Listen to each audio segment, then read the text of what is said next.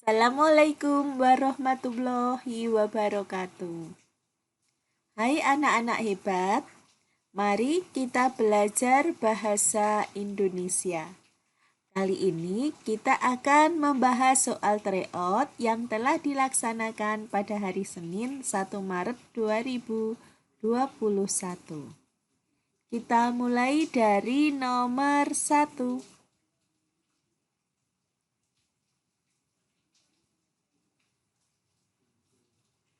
Manusia melakukan berbagai cara menjaga kesehatannya. Manusia berolahraga secara teratur. Selain itu, manusia beristirahat yang cukup. Ada juga manusia yang menjadi vegetarian.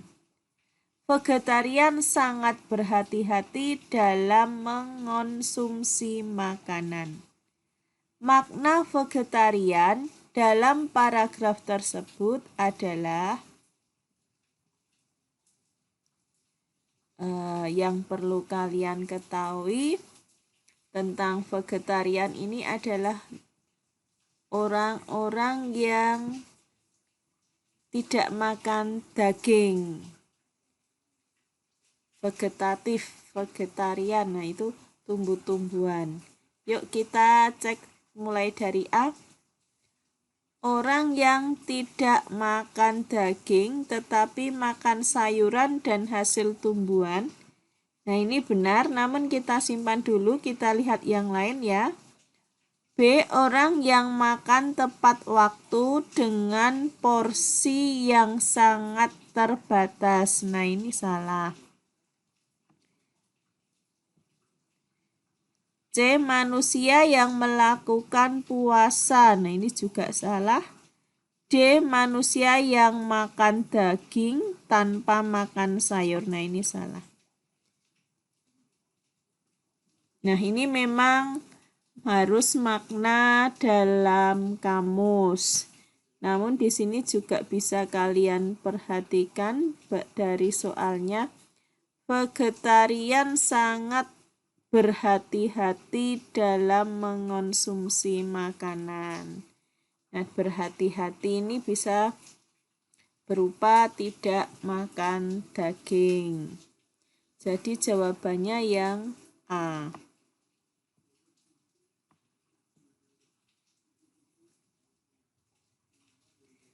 Nomor 2, para calo sudah tidak diberi kesempatan beroperasi di stasiun. Sinonim kata calo.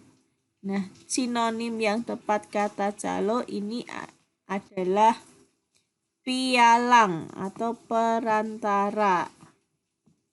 Kalau penjual, orang yang menjual barang dagangannya. Jadi bisa hasilnya sendiri, dia memproduksi terus dijual bisa.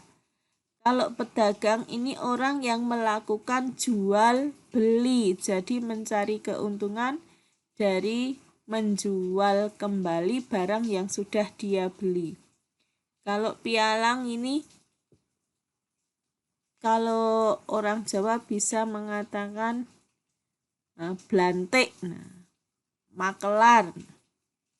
Ini bahasa Indonesianya pialang atau calo. Perantara, orang yang menghubungkan antara penjual dan pembeli. Kemudian kalau yang D, porter itu penjaga stasiun. Sekarang nomor 3. Pada tanggal 6 Agustus 1945, kota Hiroshima dijatuhi bom atom oleh sekutu. Menyusul kemudian pada tanggal 9 Agustus 1945, kota Nagasaki dibom.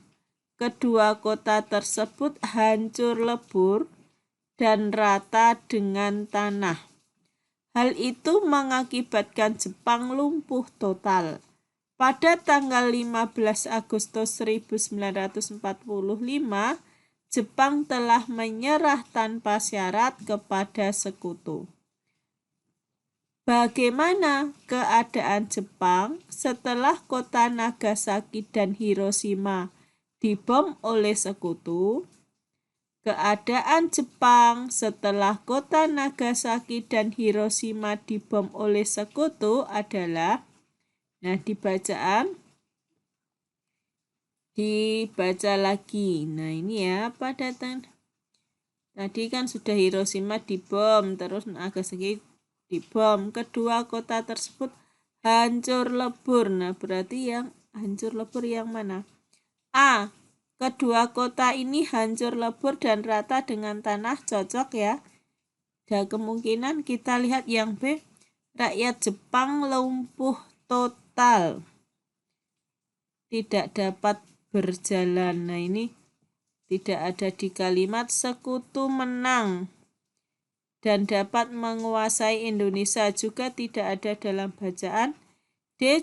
Pemerintah Jepang kalah dengan tentara sekutu. Nah ini tidak ada yang mengungkapkan demikian. Yang paling sesuai adalah A. 4.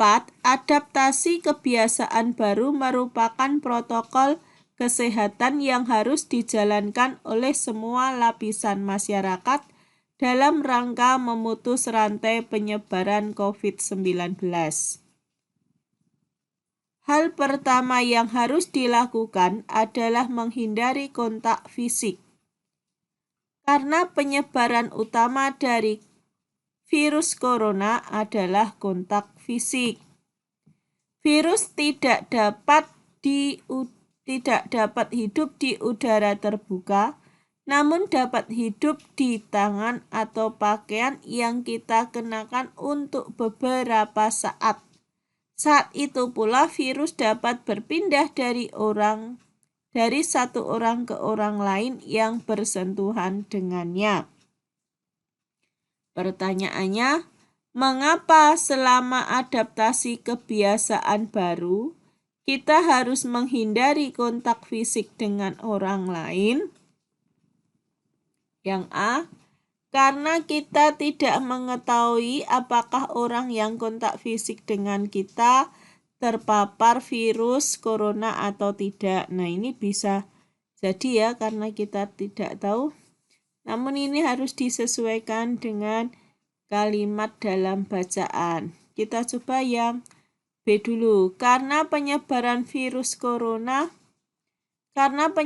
utama virus corona adalah kontak fisik. Benar?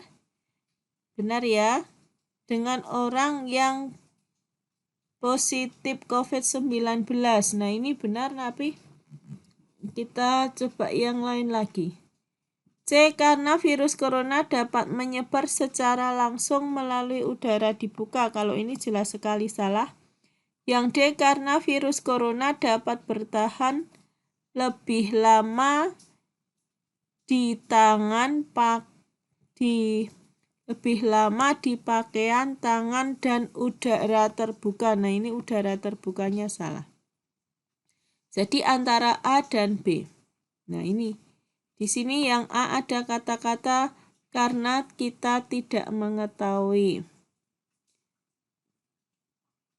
apakah orang yang kontak fisik nih. Nah, tahu tidak tahu kita harus menjaga tidak sampai kontak fisik ya. Jadi yang paling tepat karena penyebaran utama virus corona. Di sini di dalam bacaan karena penyebaran utama virus corona. Nah, yang sesuai yang B. Nomor 5. Jahe adalah tanaman yang memiliki banyak manfaat. Rimpangnya bisa dibuat minuman yang menghangatkan tubuh. Selain itu, jahe digunakan untuk mengobati bagian tubuh yang memar. Efek jahe dapat memberi rasa nyaman pada tubuh yang sakit. Kalimat utama paragraf tersebut adalah, nah, kalimat utama hanya ada di awal atau akhir. Berarti yang ini kalimat atau yang paling belakang. Nah, kalimat utama itu awal atau akhir.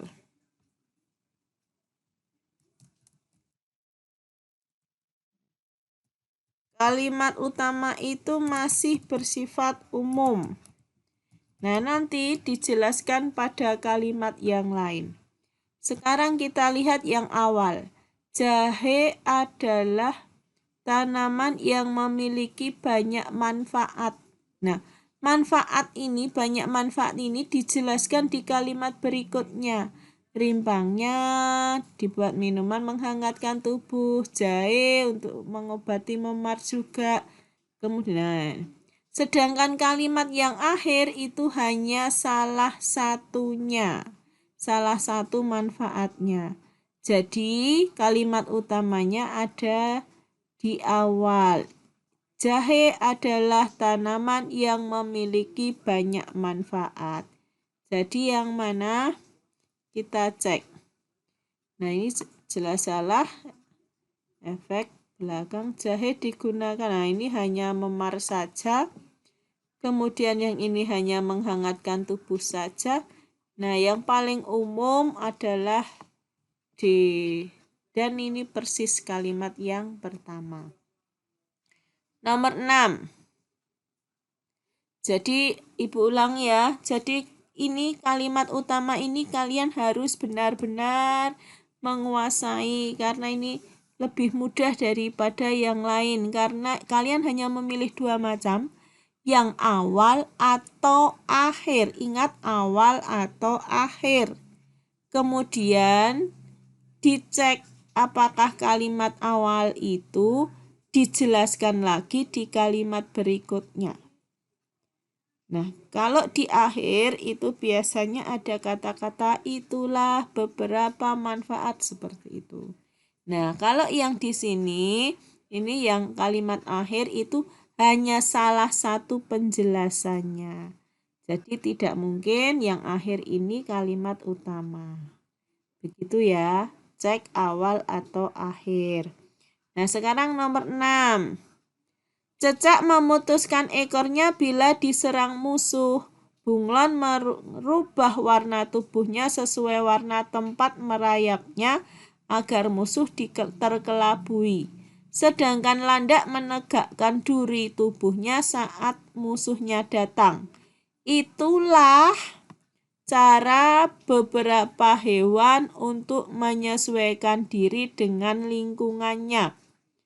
Ide pokok kalimat tersebut adalah, nah ini yang perlu kalian ketahui, ide pokok berada di kalimat utama. Berarti langkah pertama untuk mencari ide pokok, kalian mencari kalimat utamanya dulu. Nah, hanya kalimat utama ada di awal atau akhir. Sekarang kita cek yang awal. Cecak memutuskan ekornya bila diserang musuh. Kemudian yang bawah, yang akhir, itulah cara beberapa hewan untuk menyesuaikan diri dengan lingkungannya. Lebih luas yang akhir. Berarti kalimat utamanya ada di akhir. Itulah cara beberapa hewan untuk menyesuaikan diri dengan lingkungannya. Berarti kata kuncinya atau pokok permasalahannya atau ide pokoknya, cara beberapa hewan untuk menyesuaikan diri. Sekarang kita lihat optionnya. A. Cara hewan menghadapi musuh. Nah, tadi yang satu diserang musuh mutus ekor, yang kedua musuh dikelabui, yang ketiga menegakkan duri. Betul ya, A ya? Kita coba yang B, kehidupan hewan di lingkungannya. Ini salah. Yang C, musuh-musuh beberapa hewan juga salah. Usaha hewan agar tetap hidup. Nah, ini sebenarnya benar kata-katanya, tapi ini tidak sesuai di kalimat akhir. Kalimat akhir itulah cara beberapa hewan untuk menyesuaikan diri. Nah, Cara beberapa hewan menyesuaikan diri, salah satunya menghadapi musuh ini. Jadi yang A paling tepat, menyesuaikan diri ketika menghadapi musuh. Yang nomor 7, tekanan darah tinggi dapat disebabkan oleh beberapa faktor. Nah, ini beberapa faktor. Kegemukan yang berlebih dapat menyebabkan seseorang menderita tekanan darah tinggi. Kebiasaan mengonsumsi makanan yang tidak sesuai kebutuhan dengan tubuh bisa menyebabkan naiknya tekanan darah. Selain itu, banyak orang mengalami gangguan tekanan darah tinggi akibat beban psikis yang bertumpuk. Ringkasan yang sesuai dengan isi paragraf tersebut adalah, ingat, ringkasan itu berarti memuat seluruh informasi dari kalimat 1 sampai akhir, tapi diambil intisarinya saja. Kita coba A. Faktor penyebab darah tinggi. Nah, di sini tekanan darah tinggi disebabkan oleh, cocok, lanjut. Obesitas. Obesitas itu kegemukan, cocok.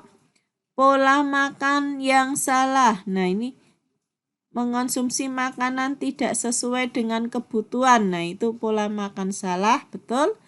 Dan tingginya tekanan psikis. Nah, ini beban psikis yang bertumpuk. Nah, ini cocok A. Kita coba yang B. Kegemukan serta kebiasaan mengonsumsi makanan yang tidak sesuai dengan kebutuhan bisa memicu tekanan darah tingginya. Ini hanya kegemukan mengonsumsi. Nah, beban psikisnya nggak ada, jadi B salah. Yang C, faktor pemicu tekanan darah tinggi seseorang yaitu kegemukan, kebiasaan banyak makan. Nah, ini tidak ada banyak makan. D, tekanan darah tinggi, faktor kegemukan berlebih serta pola makan yang salah sehingga psikisnya terganggu. Nah, ini dikata sehingga yang tidak tepat. Jadi jawabannya adalah A.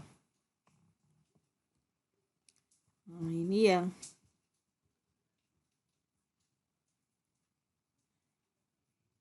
ini salah. Jadi jawabannya A. Ini yang paling lengkap.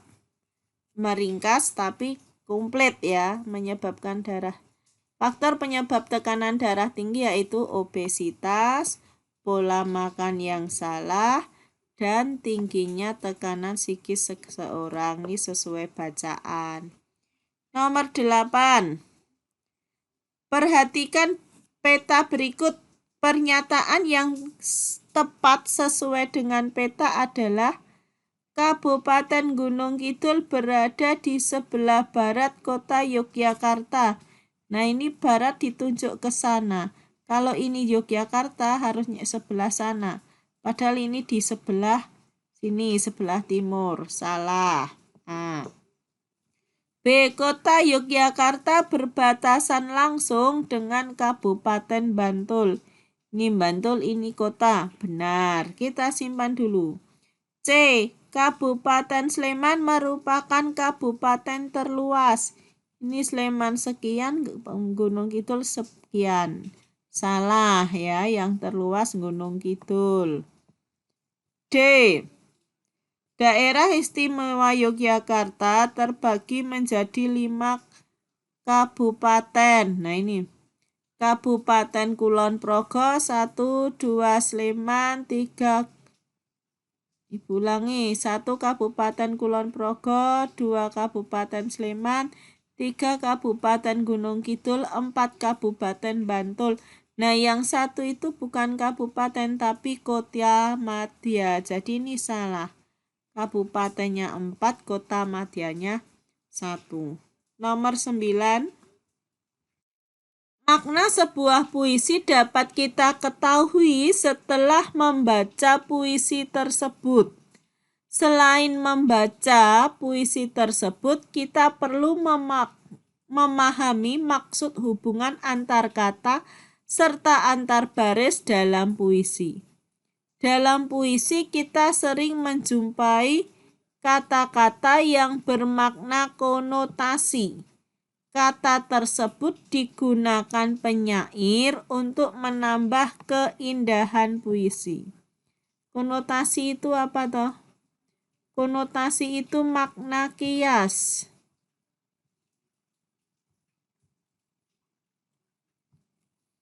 Konotasi makna kias atau bukan sebenarnya.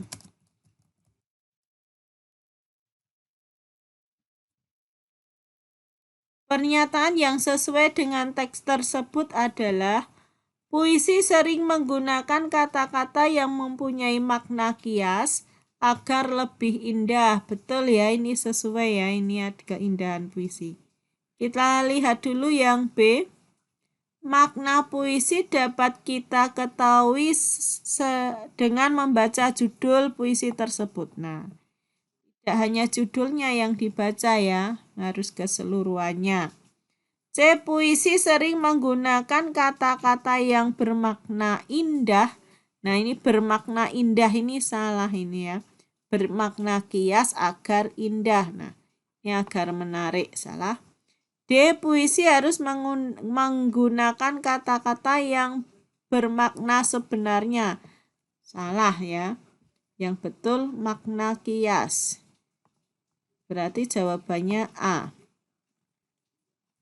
Nomor 10. Siswa kelas 6 SD Merdeka sedang belajar di ruang kelas. Keadaan kelas sangat nyaman dan bersih. Gorden kelas dibuka agar sinar matahari dapat masuk ke kelas. Lampu kelas tidak perlu dinyalakan lagi. Kipas angin dihidupkan agar suasana lebih sejuk. Semua siswa dapat mengikuti pelajaran dengan semangat. Nah, dari cerita ini kita dapat membayangkan kelasnya, suasananya bagaimana, keadaannya seperti apa, tampak dilihat mata sebagaimana. Nah, ini namanya menggambarkan. Nah, menggambarkan itu deskripsi. Kita coba dulu yang A itu narasi cerita, ada alur, tokoh. Nah, seperti itu. Kalau persuasi itu berupa ajakan, ada kata mari, ayo, atau partikel lah. Misalnya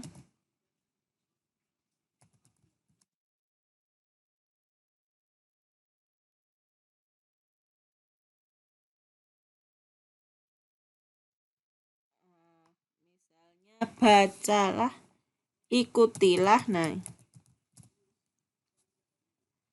Nah, yang menunjuk perintah itu mengajak ya, menyuruh, persuasi. Kalau deskripsi gambaran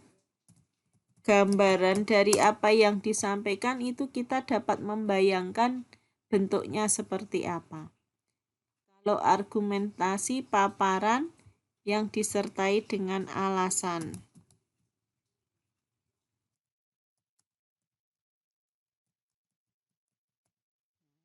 Jadi jawabannya adalah C. Demikian anak-anak pembahasan kita kali ini. Pada intinya kalian harus mencermati kata demi kata, kalimat demi kalimat, kalian sesuaikan dengan bacaannya. Terima kasih atas perhatiannya. Wassalamualaikum warahmatullahi wabarakatuh.